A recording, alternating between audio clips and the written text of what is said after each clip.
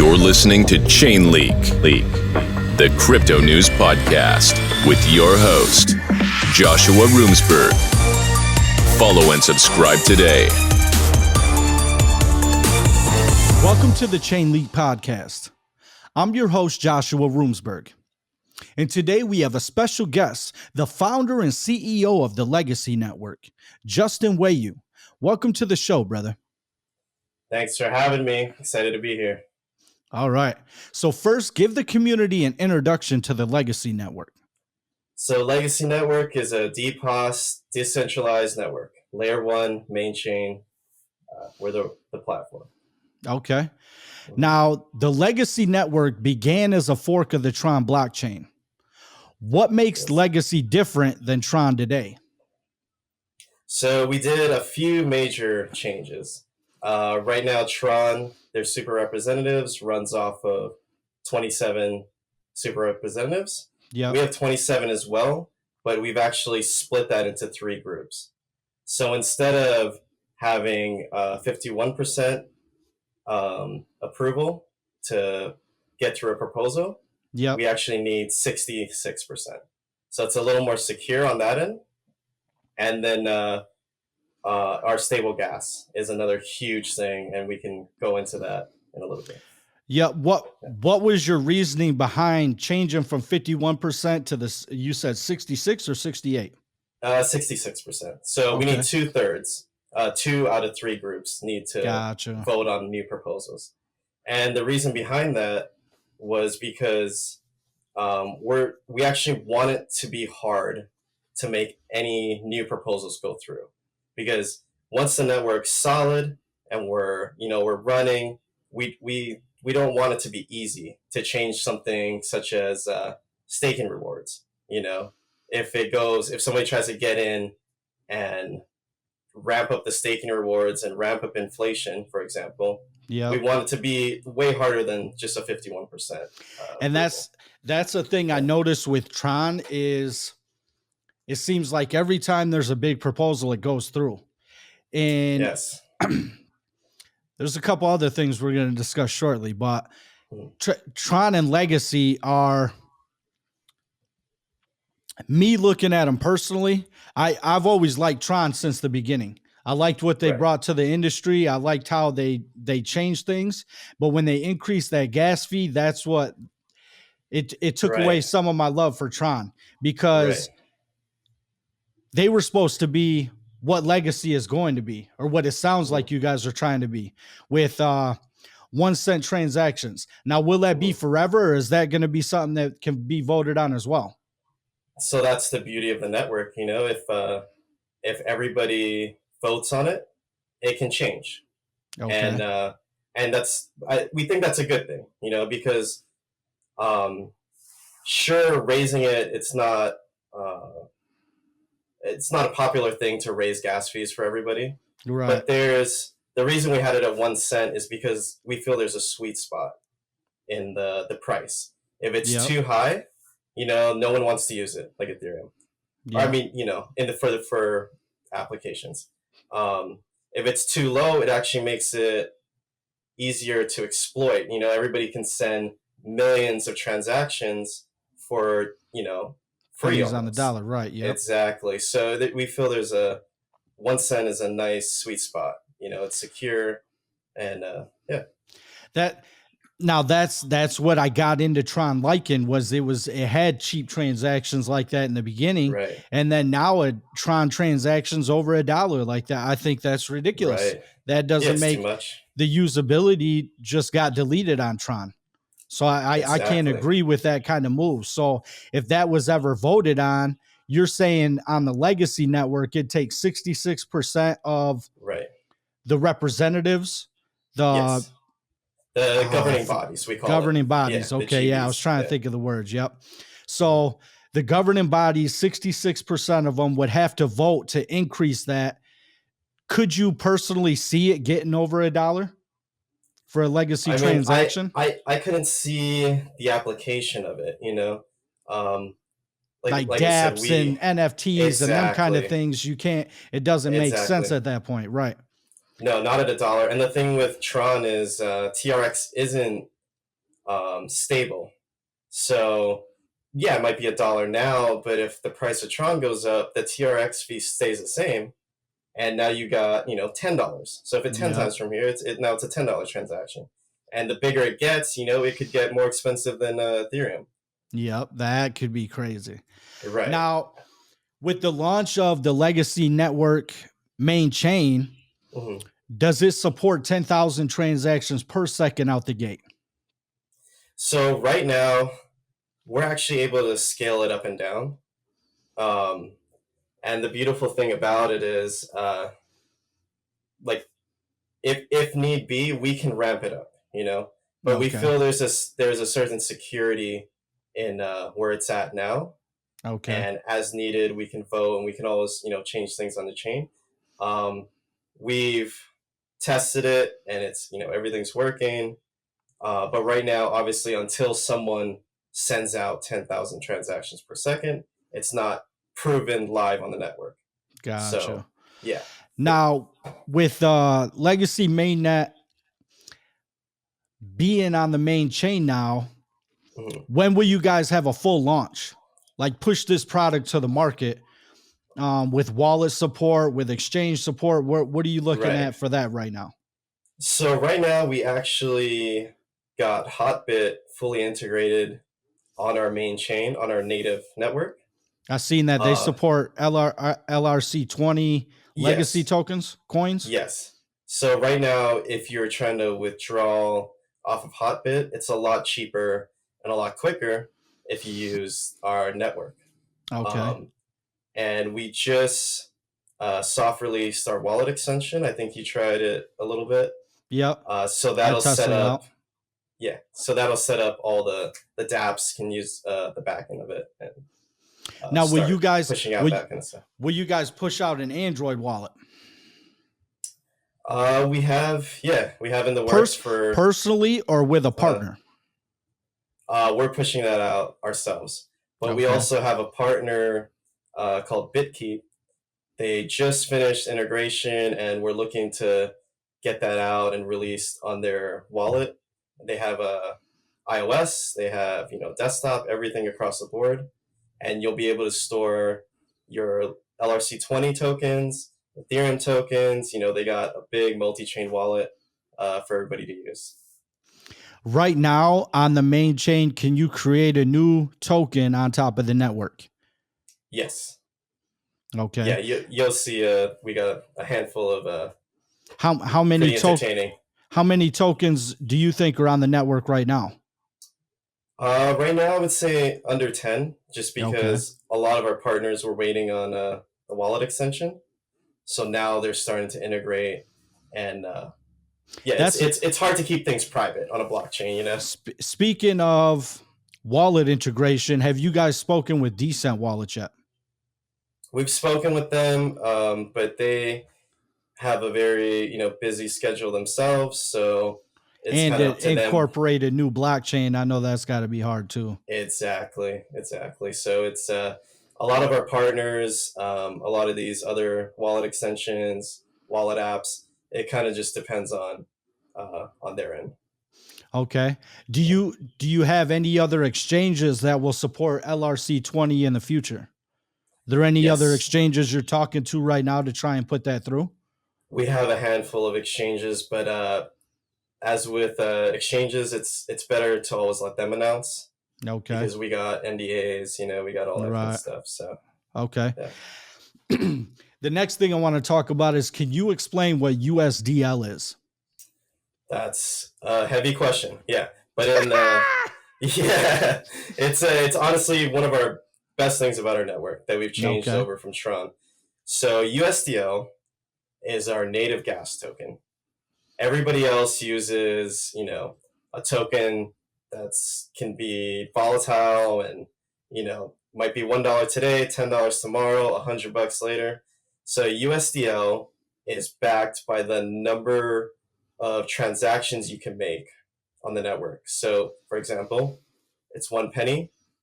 You can make 100 transactions on it. So 1 USDL is 100 transactions, basically. And it's There's so many benefits to that. How does it keep that pegging? So if the cost per transaction goes up to 10 cents, how does that affect the USDL value? Well, the costs right now, if the cost of USDL, say server fees go up, energy fees go up, then the cost of USDL might want to go up a little, and then we can vote on it, if that's the case. But it's always going to be 0.01 USDL. Okay. Yeah. What kind of dApps are building on the legacy network right now? We have a lot of, besides ours or the ones we're directly affiliated with, we have some DeFi dApps. Pendulum's been waiting in the back end to release their decentralized finance application. Is their application ready to go? They were just waiting on the mainnet? Exactly. They're waiting on certain tools, like the wallet extension, for example. Gotcha. And they're also waiting on our MirrorDex. So MirrorDex, for example, Uniswap pairs everything with Ethereum, right? Yep. And the issue with that is when Ethereum goes up in price, everything else that's paired with it goes up in price artificially. Yep. That's the same with Bitcoin. Bitcoin exactly dictates the market. Bitcoin is paired with ETH, which affects ETH when it goes up and down. So we're trying to change that, pair it with a stable gas token. So every pairing on our DEX goes up and down individually. So it's a more honest market, we feel. And that's another big benefit of using USDL.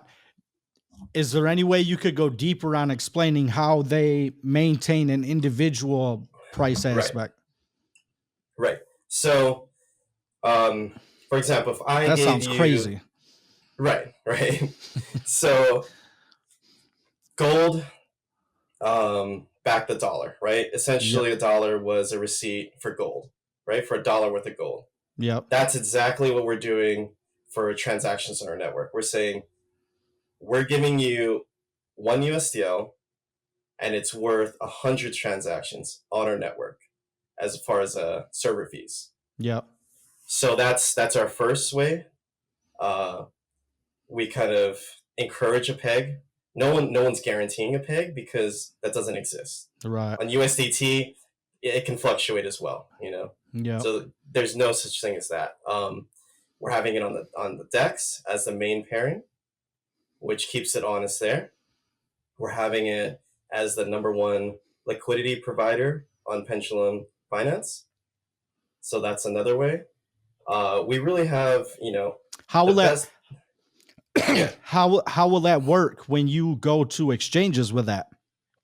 Say there's a token built on top of the legacy network. Would you be able to keep that USDL pair on the exchange, or is that only work for DEX? So we actually, before we even launched our network, we had it on 2 exchanges, LRC20 and Beaky. Okay. And LRC20, they had a huge hack, and that kind of messed everything up over there. And then Beaky actually went under. But before that happened, we had USDL legacy against the other coins. Okay. Yeah. Because I've seen, trying to think of other situations, like I've seen XRP paired to a bunch of different coins on big exchanges. Right. I've seen Tron specifically paired with sub tokens. That's what I was trying to understand, is if there was going to be a USDL pair on major exchanges and not just decentralized exchanges. Exactly. That's definitely in the pipeline, and we've been in works with exchanges for a while now. So. Now, the DEX, is that ran from Legacy Network, or is that a third party building a DEX on Legacy? It's run by a separate foundation, but it's through us. So, okay. Yeah, it's we have our reputation on the line with that as well. Okay. Yeah. Now, another thing I read about this week is loot up. Could you give an explanation of what LootUp is going to bring to the legacy network and how you're going to incorporate that? So honestly, that just gets me excited even talking about it. Okay, let's go. So since the beginning of crypto, we have the Bitcoin wallet, right? And can you tell me with any certainty that there's been that much improvement from how Bitcoin started as a wallet and sending and transacting through it? Not for real. Not really. Not much, right? No, You're they still got sending, right. They got the Ethereum domains and things like that, but right. people have to go to a third party to obtain them. And then you got scalpers that are buying up usernames and just flipping them, and you can't even get your own username. Exactly. So, and that's been one kind of improvement, but you kind of have to know what you're doing. Mom and pa are never going to figure that out, right? Yep.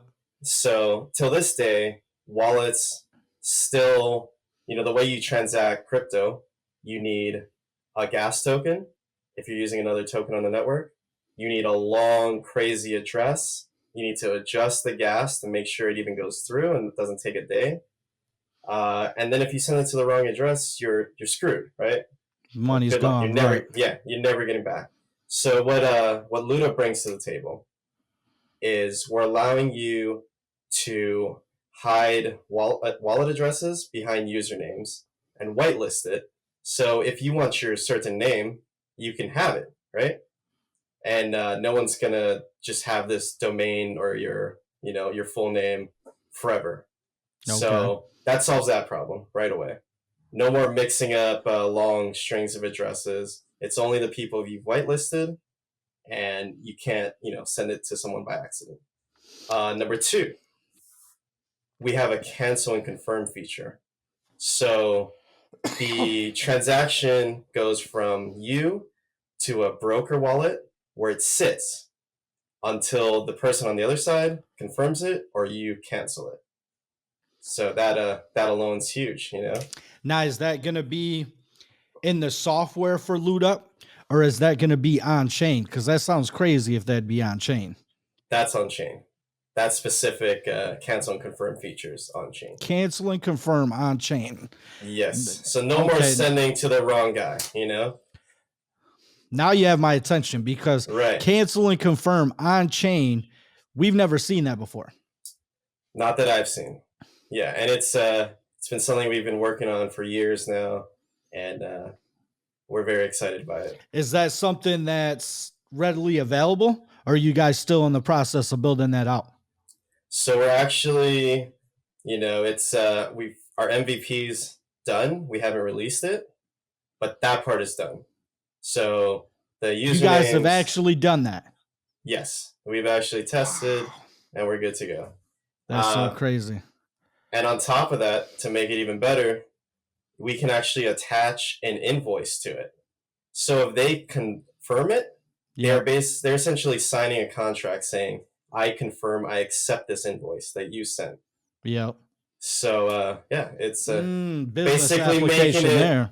Exactly. And we got a little other smaller things, like there's a messenger in it. So you can actually talk about your transaction or what you're trying to buy or sell. Now, just a lot of exciting things about it. Yeah. With that, do you need end users to adopt LootUp? Will LootUp have its own app, or will it have a dApp? How will that work? Will users have to adopt, like you said, mom and pops? Will they need to understand what LootUp is, or is that a feature that'll be on chain that'll just be there? So LootUp is its own application, and it's its own company as well. We actually merged with a publicly traded company on OTC markets called Quantum International Core. So everything's above board. Everything's good to go. And there's 2 ways you can interact with LootUp. You can either connect a wallet, or you can sign in with, email, password, get sent to your email, and you're good to go. Now, with a username and password, how does that work with a decentralized wallet? So you have to do one or the other. right? You can either just connect and log in with your wallet. Yeah. As an end user, if you went the email and password way, you wouldn't get a private key or nothing like that. How would that be? No, you'll still get a private key. You'll get a private key, and we're storing it in the cache, so it's a little safer than storing it on our side. Yep. Now, is there a way, because if your focus is for the mom and pops and the old school people that ain't really into the technology, is there a way to get away from storing private keys? That's one thing I've always wondered. Is there, because when I'm trying to explain this shit to somebody, they don't understand nothing about no private key. They don't want to do no mnemonic scene phrase. They don't want to mess with none of that. Is there a way to get away from that or not? So, I mean, they can, there's a screen will pop up, say, save your private keys, but they'll be able to log in with just their password. So they won't, need to log in as long as they have their app. But as far as getting away from it, if they break their phone, if they break their phone or they lose their phone or it's stolen, they're shit out of luck. And that's the hard part. And that's really the only way, the only way around that would be to have us store your private keys. And now we're holding custody of your funds. And now we're liable to freeze it. Yep. You don't want to deal with that. So it's better for us. It's better for them that we're not holding any custody of this. Okay.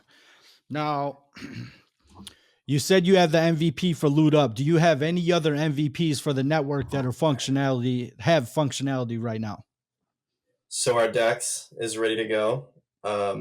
We're just holding off on it right now for a number of reasons. Do you have an idea of when that will launch?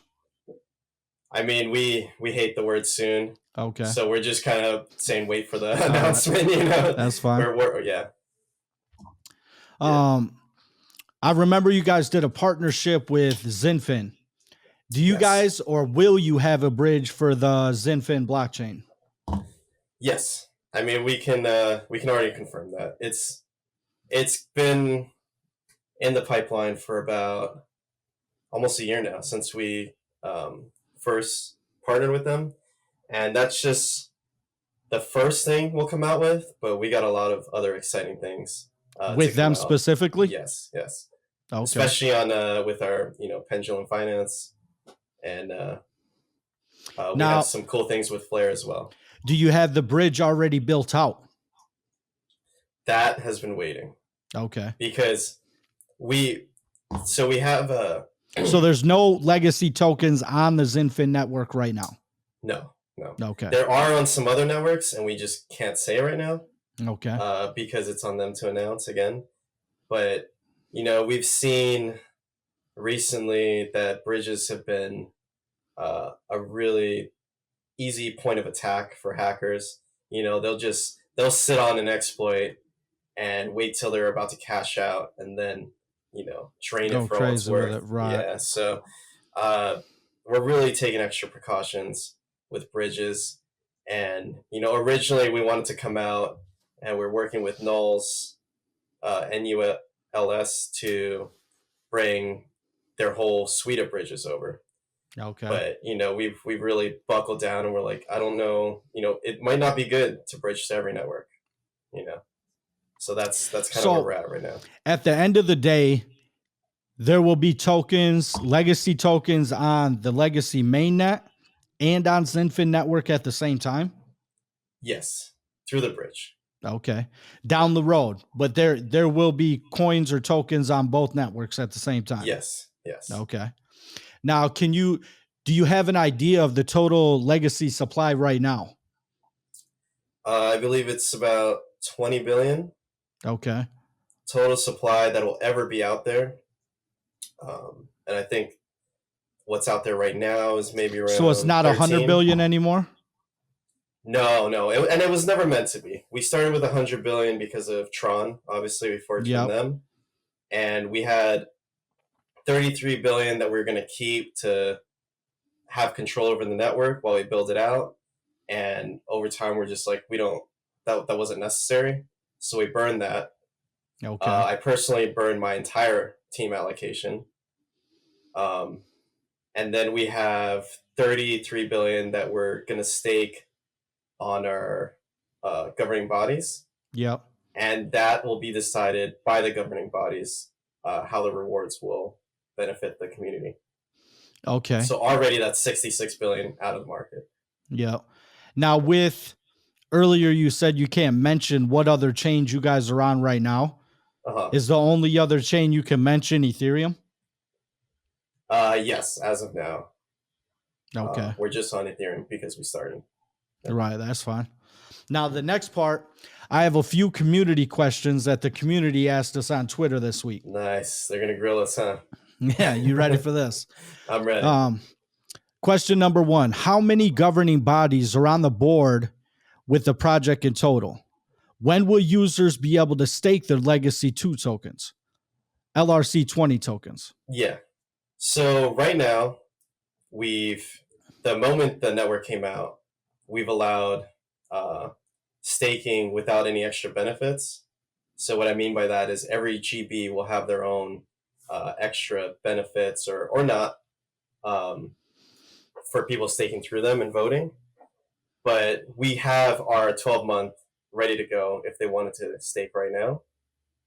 Okay. And yeah.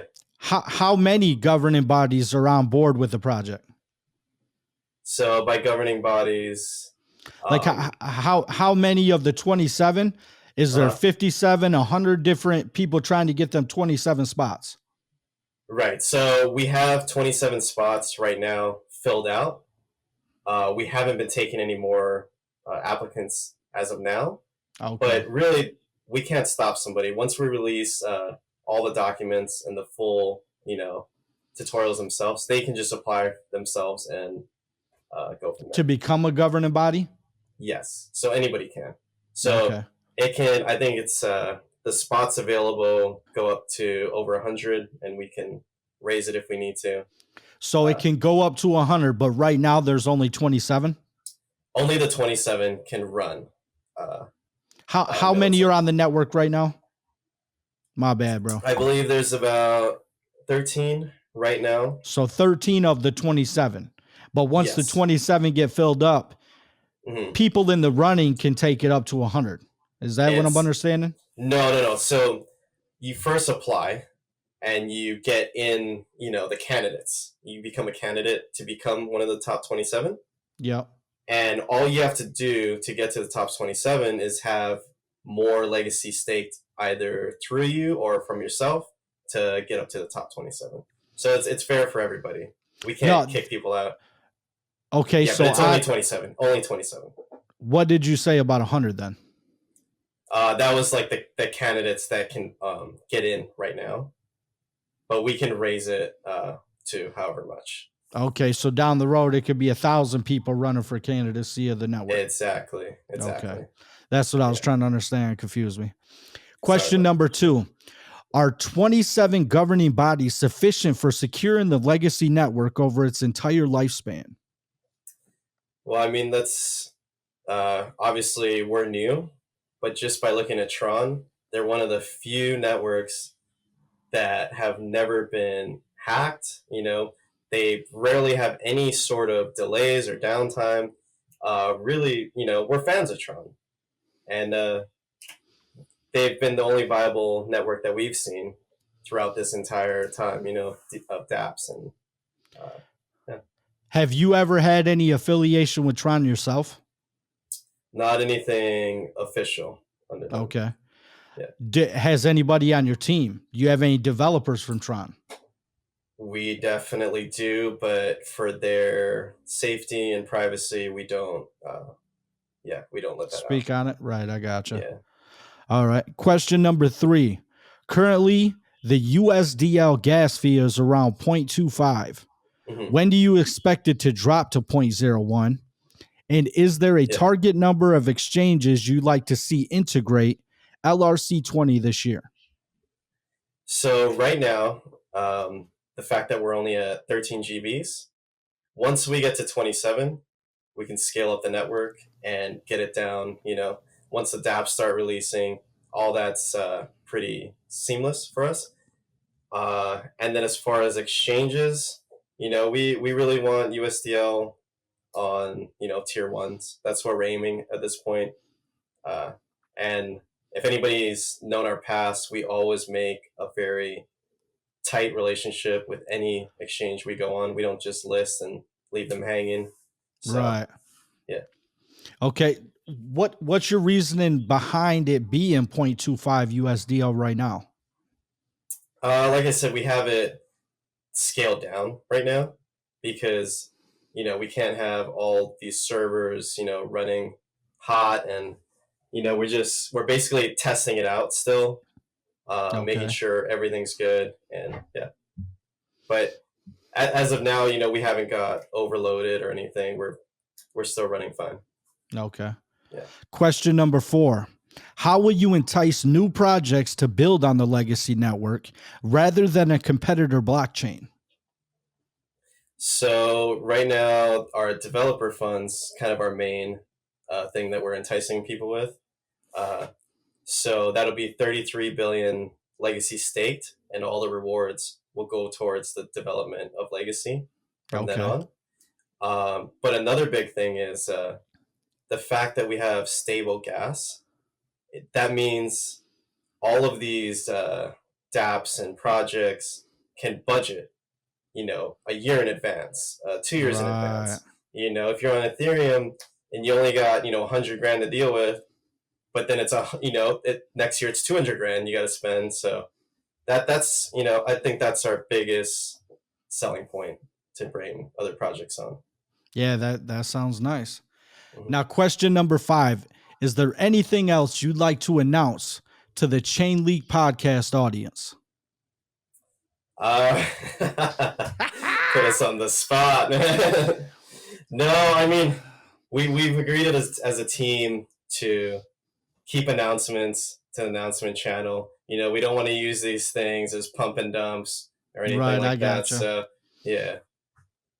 And I respect that. We used to, kind of line everything up, and we just want to be more legitimate. And, yeah. No, I appreciate that. And I appreciate your honesty. Thank you. Thanks a lot for being on the show. Thanks for having me, man. It's been a blast. Long time coming again, brother. Yeah, for sure. Have a good night. Thank you for coming. Take care.